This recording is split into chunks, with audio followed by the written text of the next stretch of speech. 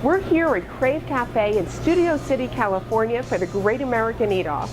Every single week I take on a different challenger to see who can eat the fastest and at the same time raise awareness for a charity. This week we have producer, director, writer, and actor. As a matter of fact, he's worked with his father extensively, Academy Award winner Lou Gossett Jr. That's right, when we come back, Satie Gossett. Don't go anywhere.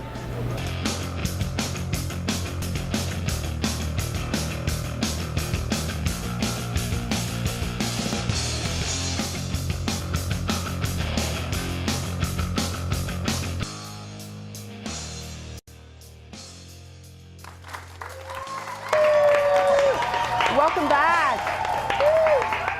As you know, we are here for a special edition of the Great American Eat-Off. I have a producer, director, writer, actor here with me today. He's worked extensively with his father, Academy Award winner Lou Gossett Jr. Let's give it up for Satie Gossett. Woo!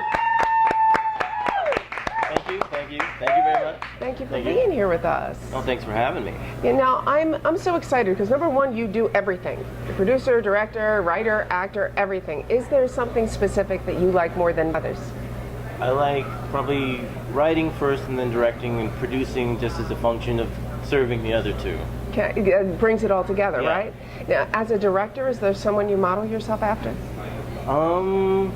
I like Steven Soderbergh, I like Woody Allen, I like Quentin Tarantino. People have called my work a little left of center, you know, which is good because it stands out, you know? Right. So those are the three that stick out for me.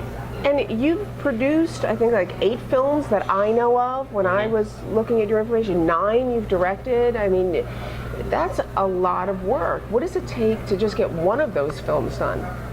Well, like the first one is always the hardest, and then there's the saying "work begets work." If they see that you can do one, people like say, "Hey, you want to work on this?" And then it just kind of, it's like I call it hopping from lily pad to lily pad. You know. And you've stayed in this business, like, you know, you got into it. It's one thing for somebody to get into the business. It's a whole other story that they actually stay in it. Mm-hmm. So you've really survived the business. What do you attribute that to? A lot of ignorance, not knowing any better, a lot of perseverance. Right. There are pitfalls. I mean, I find the easiest part is actually the filming. It's everything after, you know, just the bureaucracy and the negotiating, and people come in with like a different context of why they make films as opposed to what it really is. You know, it's work, it's a job. I mean, sure, you get to create and collaborate with great people, but, you know, there's a reason why successful creators keep like a small clique that they always work with because they can depend on them. Yeah, and that's true. That's absolutely true. You have to surround yourself with those right people to really make the job happen. Mm-hmm. You know, now, one of those right people I know in your life is your dad, Lou Gossett Jr. Mm-hmm. And what was it like working alongside him? He's worked on 2 of my projects, and, you know, it's just like, yeah, go do your thing, and it's, you know, without being biased, I can watch, hey, it's awesome to work with the man, you know, because I've worked with some, sorry guys, I've worked with some really bad actors. And like when people are on their game, it's like effortless. Yeah. And I mean, our viewers right now, I invite you, of course, comment along. I will be commenting during the course of the show. But I know you also went to the award ceremony and saw your dad receive that Academy Award, and you did not go up on the stage. You were a kid at the time when it happened.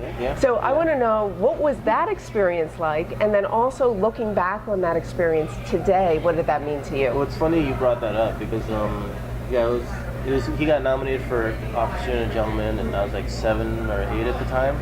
And on the ride over, he's like, "Yeah, will you go on stage with me if I win?" I'm like, "Yeah, sure, Dad, whatever, go on." And then he wins. And I'm like shell-shocked. Of course. Like, Dustin Hoffman's sitting next to me, and they're trying to pull me out of the thing, and I'm like, you couldn't pull me out of the chair. You know? And like, you know, he goes up and he even makes a little quip about it.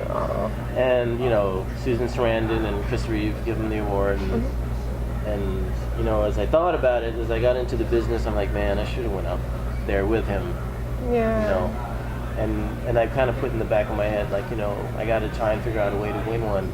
To like say, hey, Pop, you know, look, come up on the stage come up with on me. Stage. We'll go make together. my amends.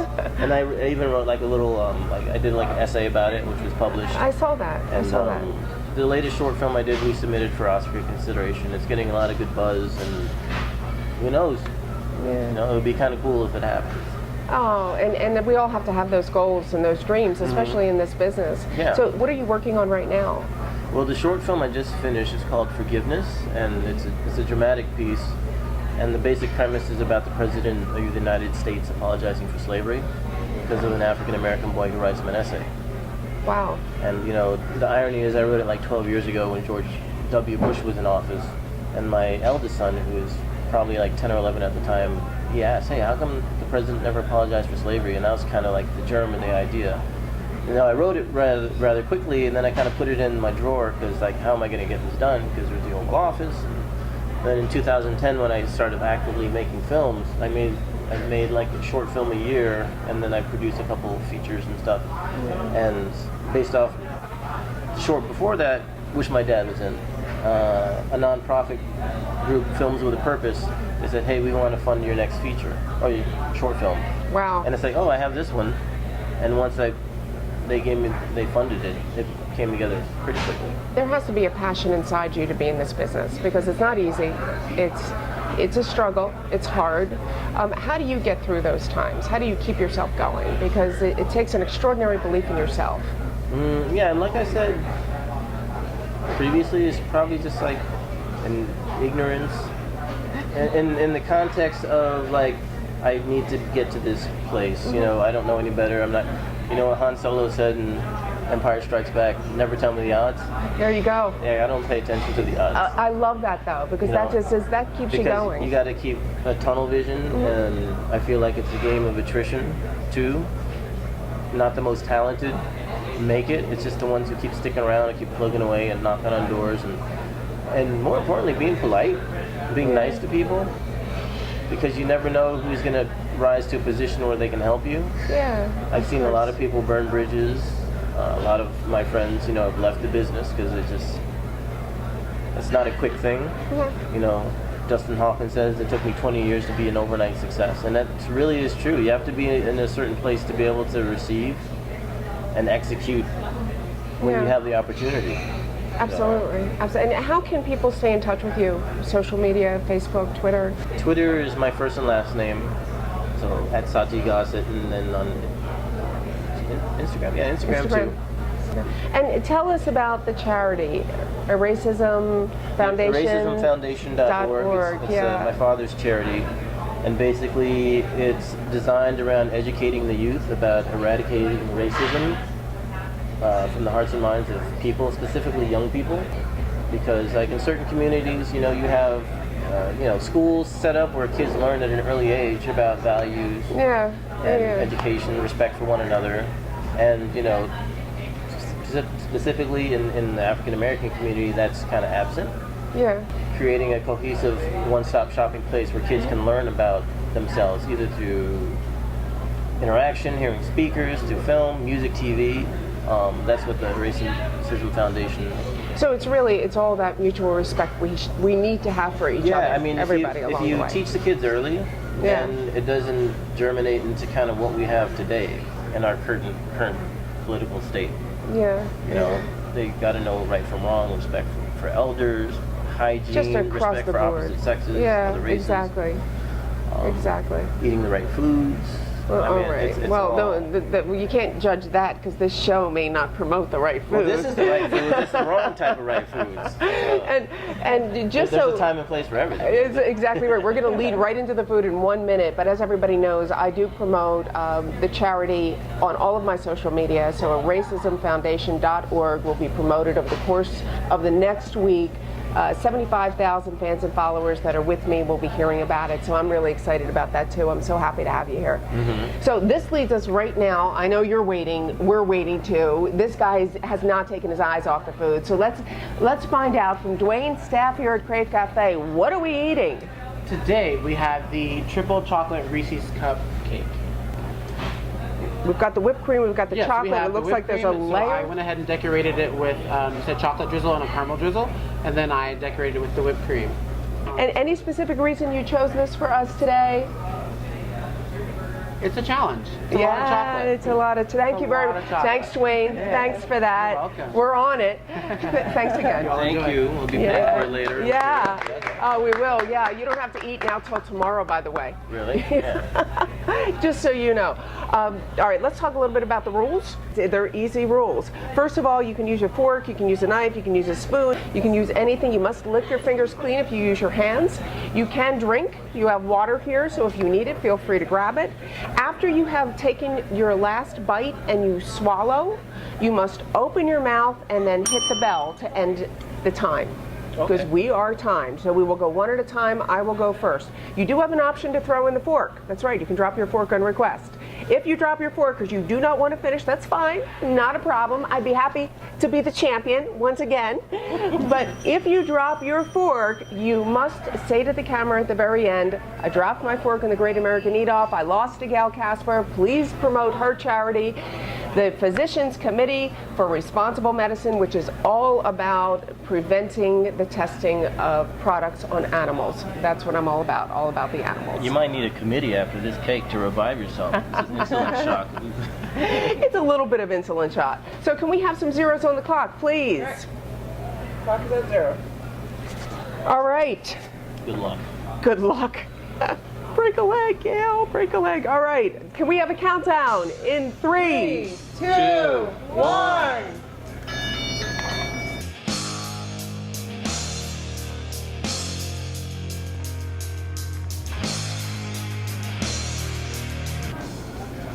Question, why would you do this to yourself?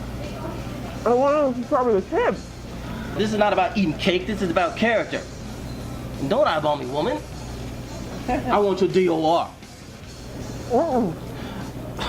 I want your DOR. Drop on request so you can go back and you can eat cookies and pies and cakes with your grandmama. DOR. I ain't gonna quit. That's it. You can forget it. You're out. Don't you do that. I ain't got nowhere to go. All right, Gail. Finish your cake. Come on, Gail. Finish your cake. Thank you.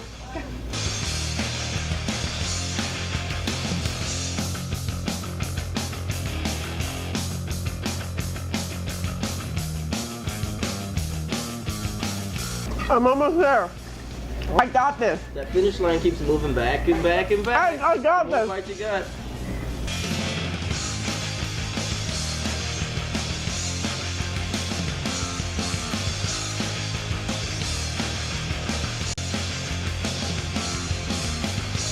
Drop the fork.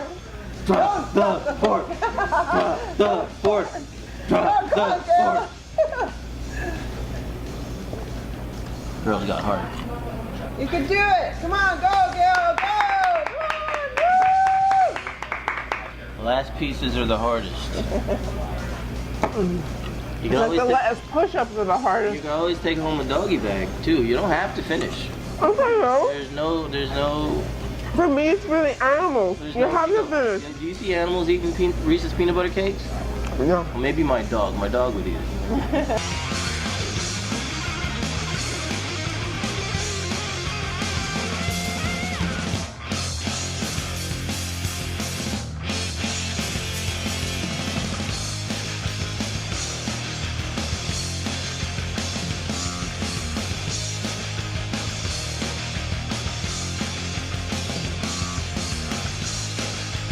Wow, that's impressive.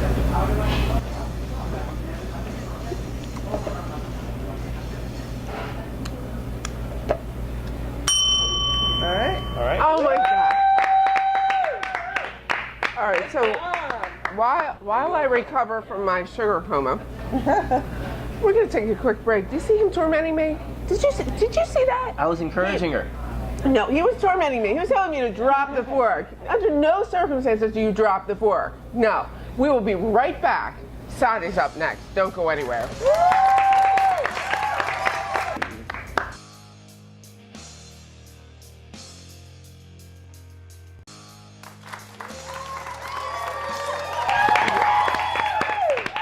Welcome back. We're here at the Great American Eat-Off Special Edition. I'm here with Satie Gossett. It's his turn for the cake. That's right. Zero's on the clock. All right, you'll hear a bell, so it'll be a 3, 2, 1, bell.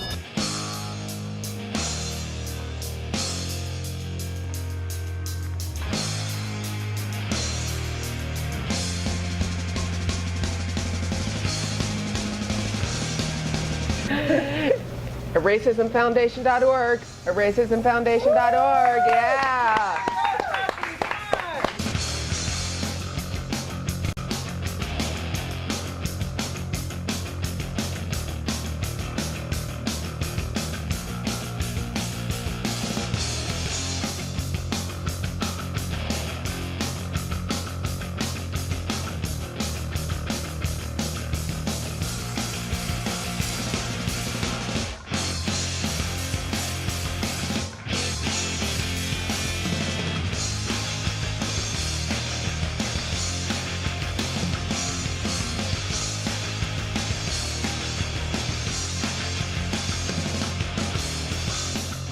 Make it happen. What is this? You can throw in the fork. You can throw in the fork. That's true, doctor.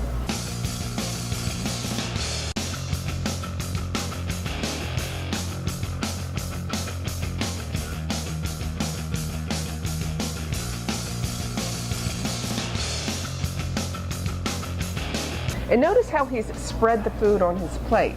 You know, it gives the illusion that you don't have a long way to go. And it is an illusion with this cake because the peanut butter weighs you down, man.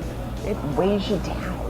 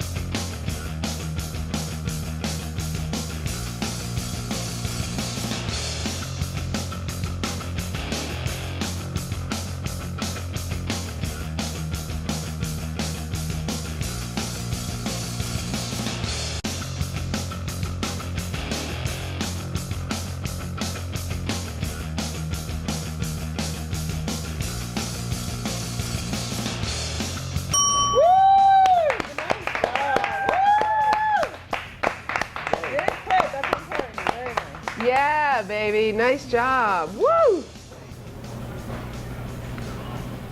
All right. Was that absolutely awesome? The food here is tremendous right here at Crave Cafe. Cake was good, good flavor, good texture, really rich. There you have it. It was a lot. I recommend it to anyone. Maybe just one piece at a time though. Right, one piece at a time. When we come back, the results. Don't go anywhere. Yeah. Nice job.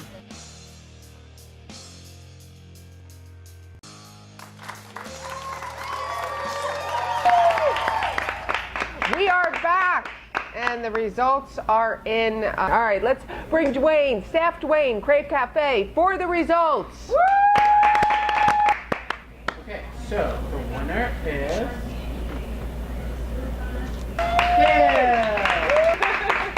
Undefeated. Undefeated. Can we get a recount? No. What are you saying? It was rigged? He's saying it was rigged. Possibly. Florida, the Russians rigged it. I'm sorry.